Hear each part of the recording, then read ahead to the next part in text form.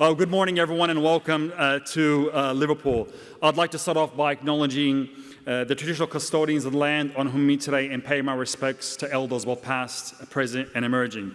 I also want to acknowledge dignitaries who were here, the Honourable Prime Minister Anthony Albanese, to Catherine King, to John Graham, to Mike Freelander, Anne Stanley, to my mayoral colleagues, the Mayor of Penrith, Todd Carney, to the Mayor of Campbelltown, Darcy Lown, and to the Mayor of Wallandilly, Matthew Deeth. And most importantly, each and every one of you. Now, next month, it will actually become 11 years since from when the then Prime Minister, Tony Abbott, announced the building of the new international airport at Badgerys Creek. He made that announcement just a couple of kilometres from here in the Liverpool City Council chambers. And in that time, many of us have gathered here repeatedly and to discuss about how we're going to build this amazing piece of infrastructure for the future and build this city. And I do want to thank the Western Sydney Leadership Dialogue for getting us together into having these very thoughtful and provocative discussions, which I think are very important in the future of how we go out there and do things. So thank you very much, Chris, and to your team, and to Adam and everyone else.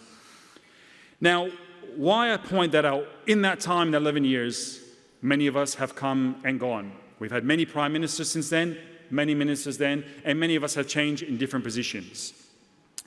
And this just highlights that what we have been doing over this time, it's not about us, nor it is about today, but it's about the future. It's about the future generations who one day, when they'll be flying from this airport and we have finished the other half of Sydney. On one hand, you have the Sydney with the city circle. On the other hand, you have the airport with its own city circle at Bradfield. And those people are going to benefit from the work and effort that we have all done here. This just highlights the importance of what Southwest Sydney is. Liverpool, in its own right, is set to be the second largest economy in the country. Just think about that for a second. This is not a small task that we're going about that. And in doing so, let's look at some of the numbers here. 20,000 people a year are moving into Southwest Sydney. They're moving between Camden, Wallandilly, Campbelltown, Liverpool, and Fairfield. But I've got to say, there is a problem. With these people coming here, the problem is that we are building a car-dependent society. This is the place where the Australian dream continues. People come here because they want that. They want to buy the backyard, the newlyweds who get married, and they say, I want to bring up my family here. I want my kids to run around in a backyard. And they move into these areas, in Austral, in Camden, many other areas. They have their 2 cars when they start with. They have their 2, 3 children. As those children get older, guess what they do? They buy cars. Every time you see a block of land being released, we're going to see at least 4 cars on that block of land. And when you multiply that out, it is a tragic number. Now, if we're going to have our 1 million people living in the Southwest, we need public transport. We cannot build a car-dependent society. Look at the environmental impacts. What are the health impacts? Right? Imagine what this is going to look like in the future. We welcome today's announcement and want to thank the Prime Minister for the $1 billion for reserving the land corridor. But what we need is to build these train lines now. Waiting till 2040 is not an option, if we're even going to build those lines in 2040. Because how is Southwest and the rest of Sydney going to function when you have all those cars on our roads? So myself and the other mayors of the Southwest recently got together and we have a clear message. We need to keep on digging. The TBMs are there. Let's keep on continuing building world-class infrastructure. We all benefit because of the vision of Bradfield. We named a city in his honor for what he has done in his contribution to Sydney. And no different than what the Prime Minister said earlier today, right? He had a vision. And that's when we built the airport, it wasn't about short term. It was about the long term.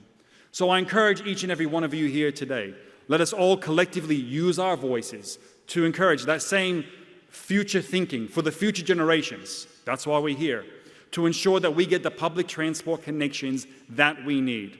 And not just small connections. Just imagine, I've got to say this, imagine what Bradfield would be thinking now, knowing that only half of Sydney can get to his city.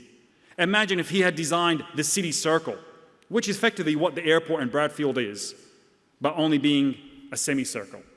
It doesn't work. So we need to work out and have that long-term vision and that long-term plan of how we do this. Only last week we gathered in Bradfield at the opening of the Advanced Manufacturing, not research, Readiness facility. An amazing thing, an amazing project that set the tone and the standard of what we're expecting. In that same tone and that same standard, we need to be thinking for the future and doing and getting these train lines and getting them built right now. We also need to solve the challenge of that last mile, of how we actually get to these actual train lines. This is an opportunity for all of us to use our ingenuity, to use our passion and the latest technology to solve the problems that we have. And hopefully as a collective in this room, we can go out there and influence the different levels of government to be able to do so. Lastly, I want to paint this picture to you. Imagine when you go out there on your next overseas trip, whatever country it may be, you're there and you've got your luggage. You land at that airport and you hop on a train. And then 2 stations later, you've got to go out there and get off that train and hop onto another train, right?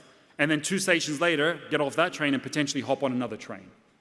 This is what we're actually talking about right now, because when we build a metro from the airport into Leppington, we're going to have to change lines.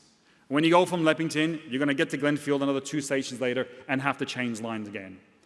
We need to be crystal clear in that we build metros. We build world-class infrastructure.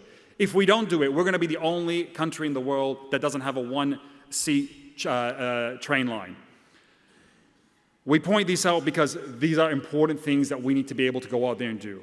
Next year, we hopefully gather with all excitement, and we gather at the airport when it gets launched. So if I say this as a message of hopefully, as a bit of a plea, because if we don't get this right, the future generations of the Southwest Sydney won't be able to work. So we welcome what happened today. We thank the Prime Minister, but I think we all can do more. Ladies and gentlemen, I hope you enjoy the rest of your day, and thank you very much for coming to Liverpool.